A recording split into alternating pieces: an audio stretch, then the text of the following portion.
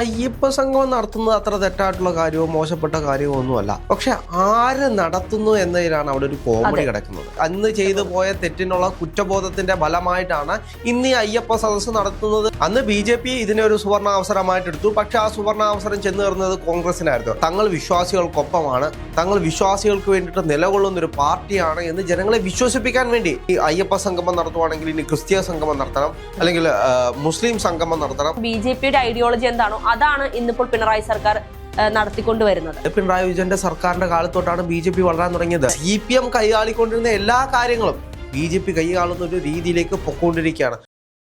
രാഷ്ട്രീയ കേരളം ഏറ്റവും കൂടുതൽ ചർച്ച ചെയ്യുന്ന മറ്റൊരു വിഷയമാണ് പിണറായിയുടെ അയ്യപ്പ സംഗമം എന്ന് പറയുന്നത്. പിണറായി സർക്കാർ അയ്യപ്പനെ പ്രീതിപ്പെടുത്തുന്നതിന് വേണ്ടി, അതുപോലെ തന്നെ ഹിന്ദുമത വിശ്വാസികളെ അടുത്തൊരു ഇലക്ഷനിലേക്ക് ചേർത്ത് നിർത്തുന്നതിന് വേണ്ടിയാണ് ഈ ഒരു അയ്യപ്പ സംഗമം നടത്തുന്നത്. ഇത് അദ്ദേഹത്തിന്റെ കുശാഗ്ര ബുദ്ധിയാണെന്നാണ് പല BJP നേതാക്കന്മാരും ഇപ്പോൾ പറയുന്നത്. ഇതിന്റെ യഥാർത്ഥ വശം എന്താണ്? എന്തുകൊണ്ടായിരിക്കാം ഈ ഒരു എത്തിയസ്റ്റ് ആയിട്ടുള്ള അല്ലെങ്കിൽ ദൈവവിശ്വാസം ഇല്ലാത്ത ഒരു പാർട്ടി എന്നറിയപ്പെടുന്ന CPM ഇപ്പോൾ അയ്യപ്പ സംഗമം പോലൊരു പരിപാടി നടത്താൻ തീരുമാനിച്ചിരിക്കുന്നത്? അയ്യപ്പ സംഗമം നടത്തുന്നത് അത്ര തെറ്റായിട്ടുള്ള കാര്യമോ മോശപ്പെട്ട കാര്യമോ ഒന്നുമല്ല. കേരളത്തിൽ ഒരുപാട് അയ്യപ്പ സംഗമങ്ങളുണ്ട്, അയ്യപ്പ കൂട്ടായ്മകളുണ്ട്, അയ്യപ്പ ഭക്തന്മാരുണ്ട്. പക്ഷെ ആര് നടത്തുന്നു എന്നതിലാണ് അവിടെ ഒരു കോമഡി കിടക്കുന്നത്. ആ കോമഡി എന്ന് പറയുന്നത്, കഴിഞ്ഞ പിണറായി സർക്കാരിൻ്റെ കാലത്ത് എങ്ങനെയായിരുന്നു ശബരിമലയിൽ സ്ത്രീകളെ പ്രവേശിപ്പിച്ചത് എന്നുള്ളതെല്ലാം നമ്മുടെ മുന്നിലുള്ള കാര്യമാണ്. ഇവിടെ വിശ്വാസം അതിൽ കിട്ടിയതും പിണറായി വിജയന്റെ സർക്കാർ ഇരുന്ന കാലത്ത് തന്നെയാണ്.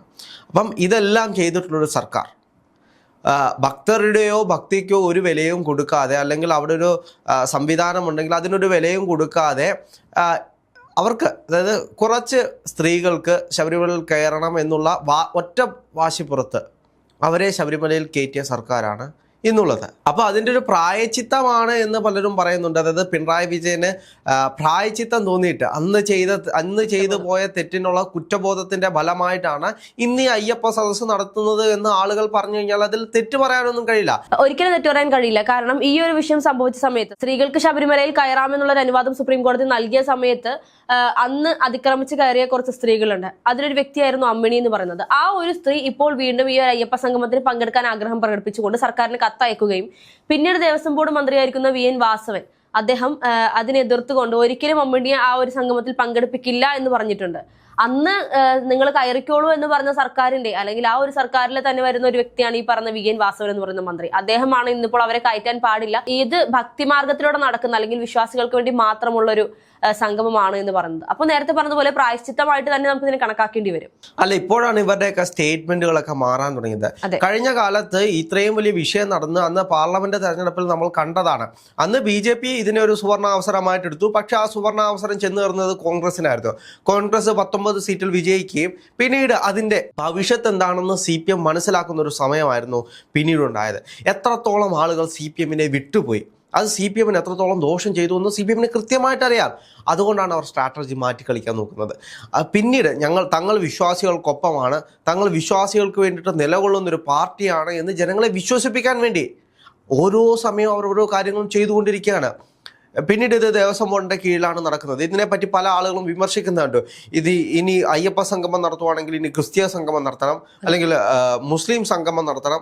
അങ്ങനെ പല ആളുകളും പല കോണുകളിലിരുന്ന് പറയുന്നുണ്ട്. പക്ഷേ CPM പോലെ അല്ലെങ്കിൽ പിണറായി വിജയൻ സർക്കാരിന് മറ്റുള്ള മതങ്ങൾക്ക് വേണ്ടിയിട്ടുള്ള സംഗമമൊന്നും ചിലപ്പോൾ നടത്താൻ പറ്റിയെന്ന് വരില്ല. കാരണം എന്ന് വെച്ച് കഴിഞ്ഞാൽ ഇത് ദേവസ്വം ബോർഡിൻ്റെ കീഴിലാണ് ഈ ക്ഷേത്രം വരുന്നത്.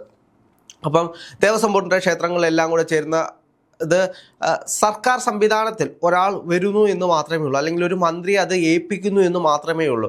അത് ഒരു മതസംഘടനയുടെ മാത്രം കാര്യമല്ല. ഒരു മതത്തിൻ്റെ കാര്യത്തിൽ മാത്രം അതിനെ ഒതുക്കി നിർത്താൻ കഴിയില്ല. കാരണം കാലാകാലങ്ങളായിട്ട് ദേവസ്വം ബോർഡിൻ്റെ ഒരു പ്രതിനിധിയായിട്ട് മാത്രമാണ് ദേവസ്വം മന്ത്രി പോകുന്നത്. അവിടുത്തെ മേജർ എന്ന് പറയുന്നത് അവിടുത്തെ ദൈവം തന്നെയാണ്. അപ്പം ആ ദൈവത്തിൻ്റെ പണം എടുത്ത് വേണമെങ്കിൽ അവർക്ക് ഇതേ കൂട്ട് സംഗമങ്ങൾ നടത്താൻ ഉപയോഗിക്കാം. അതിനപ്പുറത്തേക്ക് അതിനകത്ത് കൈയിട്ട് വരാനുള്ള സംവിധാനങ്ങളൊക്കെ കുറവാണ്.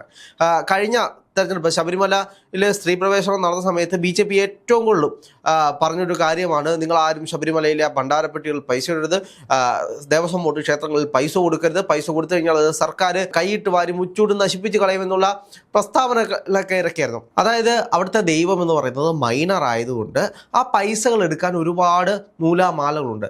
1 രൂപ അതിൽ നിന്നും വേറൊരു രീതിയിൽ ചെലവാക്കണമെങ്കിൽ അതിന് 100,000 കണക്ക് കൊടുക്കണം. അപ്പോൾ ഇതെല്ലാം ലീഗലി പോകുന്ന കാര്യങ്ങളായതുകൊണ്ട് അങ്ങനെയൊന്നും കൈയിട്ട് വരാൻ കഴിയില്ല.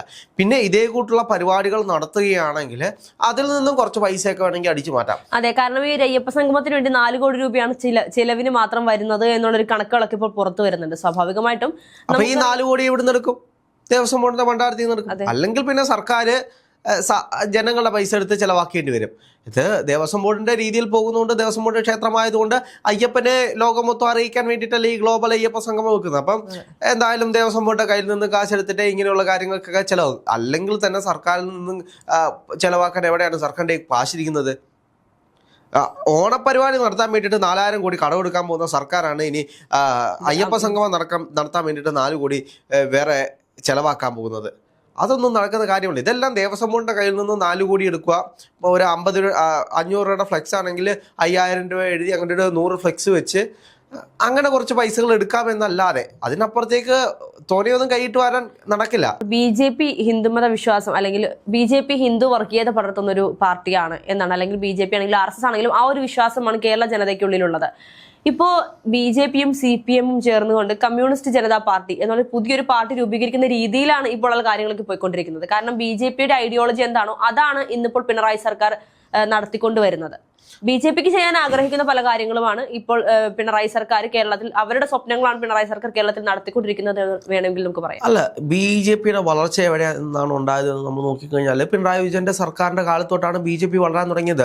അതിന് വേണ്ടുന്ന എല്ലാ ചുക്കാനും പിടിച്ചു കൊടുക്കുന്നതും ഈ സർക്കാർ സംവിധാനങ്ങൾ തന്നെയാണ്. ഇപ്പം തന്നെ നമ്മൾ രാഹുൽ മാങ്കൂട്ടത്തിന്റെ വിഷയമായിട്ട് എടുത്തു നോക്കിക്കഴിഞ്ഞാൽ ആ ചാനൽ ചർച്ചകളിലൊക്കെ വന്നിരുന്ന് പറയുന്ന BJP പ്രതിനിധികൾക്കാണെന്നേ പോലീസ് സ്റ്റേഷനും ആ സംവിധാനങ്ങളും കേസുകളുമായിട്ടുള്ള കൃത്യമായിട്ടുള്ള രേഖകളും കാര്യങ്ങളും എല്ലാം ഉള്ളത്, അല്ലെങ്കിൽ നല്ല അറിവുള്ളത്.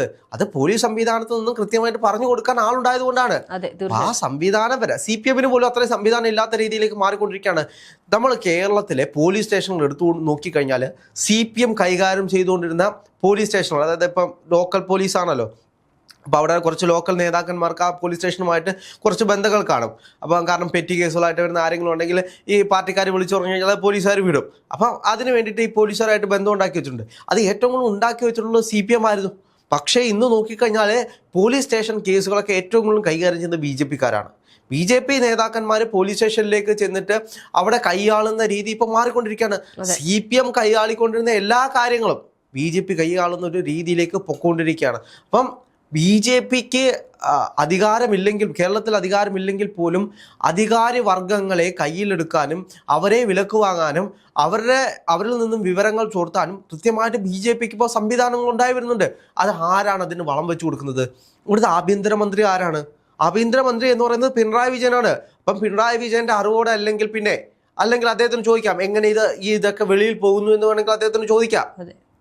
അപ്പം പിണറായി വിജയന്റെ അറിവോടെ തന്നെ ആയിരിക്കും ഈ പോലീസ് സംവിധാനങ്ങളെല്ലാം ഇപ്രകാരം പ്രവർത്തിക്കുന്നത്. അപ്പം നമ്മൾ നോക്കിക്കഴിഞ്ഞാൽ എല്ലാ സംവിധാനങ്ങളും BJPക്ക് അടിയറവ് വെക്കുന്ന രീതിയിലേക്ക് ഇപ്പോഴത്തെ രാഷ്ട്രീയ സാഹചര്യം തന്നെ മാറിക്കൊണ്ടിരിക്കുകയാണ്. ഇപ്പം അയ്യപ്പ സംഗമത്തെ പറ്റി നോക്കിക്കഴിഞ്ഞാൽ അയ്യപ്പ സംഗമത്തിലും ഇനി BJP നേതാക്കന്മാരെ വിളിച്ചിട്ടായിരിക്കും ഒരു പരിപാടി നടത്താൻ പോകുന്നത്.